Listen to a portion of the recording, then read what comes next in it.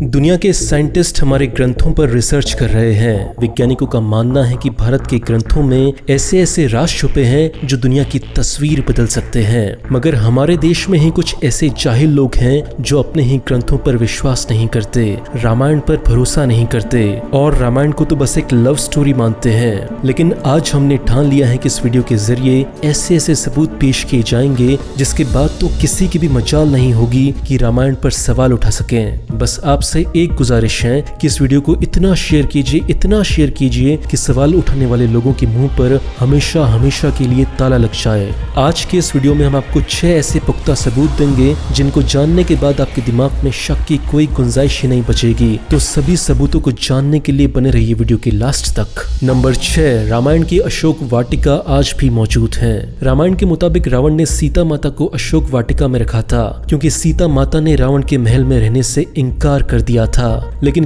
क्या आपको मालूम है कि वो अशोक वाटिका आज भी मौजूद है? इस अशोक वाटिका को आज श्रीलंका में हंगला बोटेनिकल गार्डन के नाम से जाना जाता है और इस गार्डन में वो खास जगह है जहाँ सीता माता को रखा गया था। उसे सीता एले के नाम से जाना जाता है। लेकिन एक और खास बात जो सभी लोगों को हैरान करती है वो है यहाँ के वृक्ष यानी कि पेड़। रामायण में ये बताया गया था कि अशोक वाटिका का नाम इसलिए अशोक वाटिका रखा गया था क्योंकि उस वाटिका में अशोक के वृक्ष बहुत ज्यादा मात्रा में थे। अजीब बात यह है कि जैसा रामायण में अशोक वाटिकाओं के बारे में बताया गया था, ये बोटेनिकल गार्डन हूबहू वैसा ही है। रामायण में बताया जाता है कि जब रावण माता सीता का हरण करके हवाई मार्ग से उनको लंका ले जा रहे थे तो उसको रोकने के लिए जटायु नामक गिद्ध ने रावण का सामना किया था। रावण ने उस जटायु का एक पंख काट दिया था जिसके कारण वो जटायु घायल होकर एक पहाड़ी पर जाकर गिर गया था। लेकिन क्या आपको पता है कि वो पहाड़ी भी रामायण का एक बहुत बड़ा सबूत है क्योंकि आज केरल के कोल्लम की उसी पहाड़ी पर जटायु की दुनिया की सबसे बड़ी पक्षी की मूर्ति बनाई गई है जिसे आज स्टैच्यू ऑफ जटायु के नाम से दुनिया भर में जाना जाता है। कहते हैं कि जटायु हिंदू पौराणिक इतिहास के पहले वो पात्र थे जिन्होंने महिलाओं की प्रोटेक्शन के लिए अपनी जान दी थी। है ना सच में अमेजिंग फैक्ट। नंबर 4, रावण का हवाई अड्डा। क्या आपको पता है कि श्रीलंका के सिंघाना शहर में वीरागन टोटा नाम की एक जगह है जिसका मतलब होता है विमान उतरने की जगह। अकॉर्डिंग टू श्रीलंकन गवर्नमेंट यही वो जगह है जहां रावण ने सीता जी का हरण करने के बाद अपना पुष्पक विमान उतारा था। ऐसा माना जाता है कि रावण के पास 4 अत्याधुनिक हवाई अड्डे थे। नंबर 3, माता सीता का मंदिर। क्या आपको मालूम है कि श्रीलंका में लुवरा एलिया नाम की एक जगह भी है जहाँ पर माता सीता का मंदिर है। साथ ही इस मंदिर के पास एक झरना भी मौजूद है। कहा जाता है कि माता सीता इसी झरने में स्नान भी किया करती थी। इस झरने के आसपास की चट्टानों पर हनुमान जी के पैरों के निशान भी मिलते हैं। यहाँ वो पर्वत भी है जहाँ पहली बार हनुमान जी ने ये पर्वत लंकापुर और अशोक वाटिका के बीच में है। हैरानी की बात यह है कि इस पर्वत पर भी ठीक वैसे ही पैरों के निशान मिलते हैं जैसे उस झरने के पास चट्टानों पर मिले थे। तो नंबर 2, राम सेतु है सबसे बड़ा सबूत। वैज्ञानिक भी हैरान।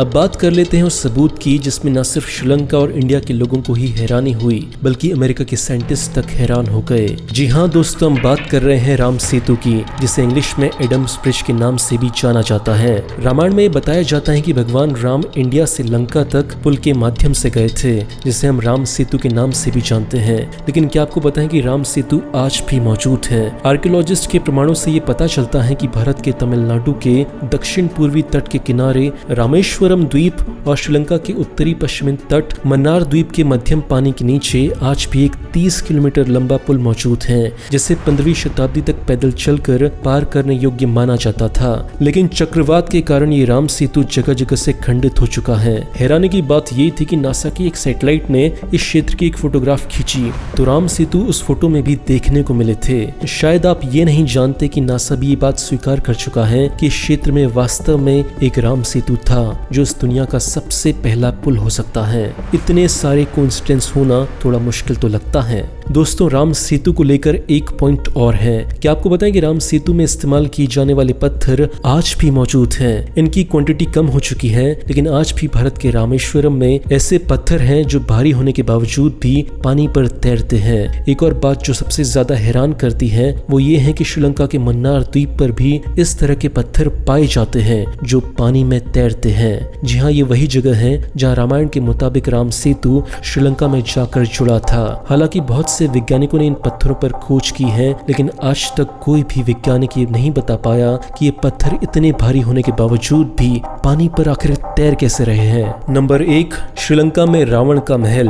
क्या आपको बताएं कि श्रीलंका की गवर्नमेंट को श्रीलंका में एक ऐसा महल मिला है जिसको रामायण काल का ही माना जाता है। इस महल से कई गुप्त रास्ते निकलते हैं और उस महल को शहर के अलग अलग केंद्रों से जोड़ते हैं। हैरानी की बात तो ये है कि रिसर्च में ये बात बिल्कुल क्लियर हो चुकी है कि ये रास्ते या फिर जिनको गुफाएं कहा जाए वो नेचुरल नहीं है, बल्कि इनको इंसानों के द्वारा बनाया गया है। अब अगर श्रीलंका की हिस्ट्री पर नजर डाली जाए तो एक बात यहाँ पर हम सभी को चौंका देती है। श्रीलंकन हिस्ट्री के अनुसार रावण शहर के अलग अलग हिस्सों में कभी भी प्रकट हो जाया करता था और क्षण भर में ही उन हिस्सों से वो गायब होकर अपने महल में पहुंच जाता था। श्रीलंकन गवर्नमेंट ये मानती है कि रावण इन्हीं गुप्त रास्तों का इस्तेमाल उस समय किया करता था।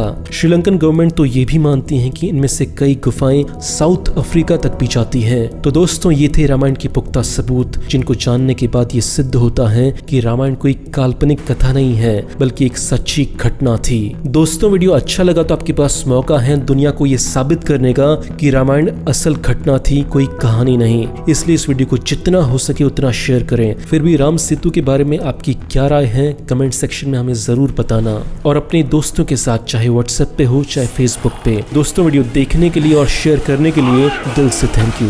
बाय।